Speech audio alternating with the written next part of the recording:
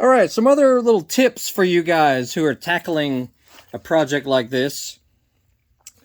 Some other little miscellaneous things that will help you or help you solve a problem, just in case. Make sure you have some really long needle nose pliers like this. These are good, 12 inches long. Very handy to have. Make sure you have some sort of telescoping magnet. Any kind, whatever you want to use, but some sort of magnet.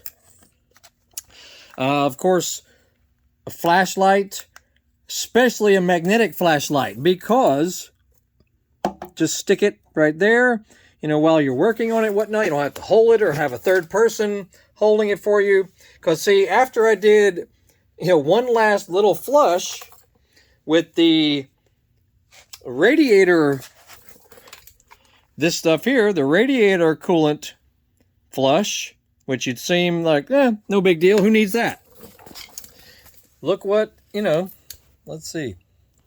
Look what's still in there. Just little bitty specks of things. Just, they just came out of nowhere. Which I will, get out of there with the shop vac. So just, you kind of have to keep going with some of it. Because, this little debris, it's not awful, but you'd rather it be out of there, especially before you coat it for the final time. Little rags, shop rags like that, because it'll help you soak up the liquid once it gets to the end. Also, if you're trying to reuse any of your liquid like this, I'm reusing the final rinse liquid, basically, because I may even run it through there again. I'm putting it back in the distilled water jug, and to get it out, I'm using just a regular little siphon. Any kind of siphon you want to use. I use an electric one, actually. It works fantastic. You can get this at Northern Tool or any kind of, Walmart or anywhere. Little bitty electric siphon. But a hand pump works good, too.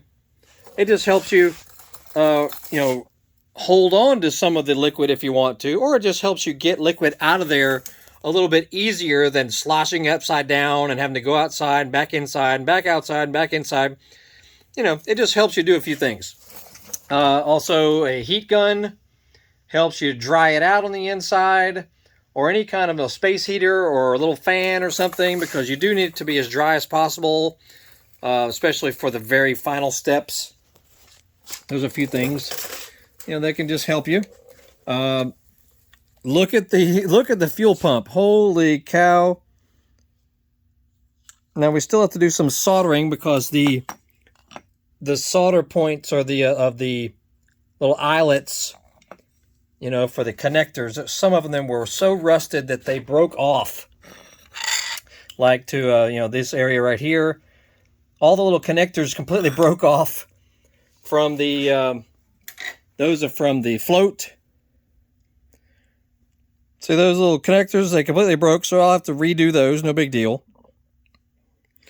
All this has been ultrasonically cleaned. Now, if you don't have an ultrasonic tank, I recommend it. If you like to do projects like this, get you a nice ultrasonic tank. We use a 27-liter, 1100 watt tank, and it works fantastic for things that would just be too difficult to try to do by hand or with hand brushing and that sort of thing, which you kind of have to do that with this also, but this just really takes it to another level. These things used are over $400 for a good fuel pump for this bike. Yeah, I'm not trying to do that. So we just spent, a good day cleaning the crap out of it. And we might have to replace the pump inside, which that's not very expensive. $30, $40 at the most for the pump itself. Rewiring, no big deal. We can handle that. Other things we've used, this here, rust dissolver is like a little gel. You can wipe it on various things. Like on there, we wiped it on those little connectors there. And it basically just completely melted the rust, so to speak. Or it liquefied it almost, so that you can really get it off of there easily. That's the first time I've used this product here. Really works great. Also, first time I've tried this. You can get this at Home Depot or anywhere else. This is what we've poured into the tank.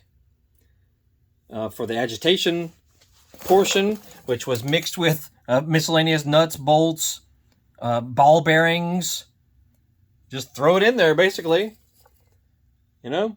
So, and your final rinses, I recommend you use cold water because it will find any final little debris that might still be in there that you can then vacuum out with your shop vac. Of course, a little shop vac, little shop vac accessories, baking soda.